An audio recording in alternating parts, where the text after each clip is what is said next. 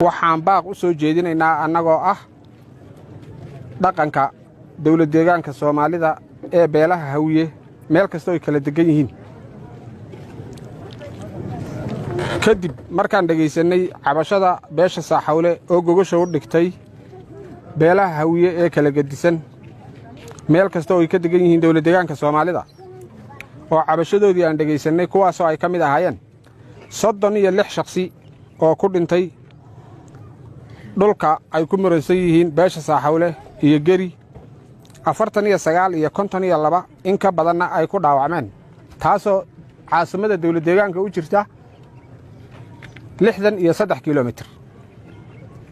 oo istaraatiiji oo isbaalti saaran Itoobiyana meelahan xiriirka kala leenahay cid walibana ay garanayso cabashadaasi marka ayna noqonin mid loo tabar waayay laakiin mid la iska indhatiray inay noqotay baa noo cadaatay sidaa darteed waxaan baaq ku soo jeedinaynaa number 1 waxaan cambaaraynaynaa xafiisyadii gacanta ku hayay khaasatan hay'adaha nabadgelyada ee dawlad deegaanka Soomaalida xafiiska nabadgelyada iyo booliska iyo hay'adaha sirdoonka intaba 2 in abaaraha gurmadka baan loogu jiro Itoobiya oo dhan iyo caalamku dawlad deegaanka Soomaalida beelihiisa kala gedisan ay ku takooran tahay qabiilkani meel kasta uu ka degan yahayba taasina waxaan ugu baaqaynaa dawlad kale inuu dadkani lahayn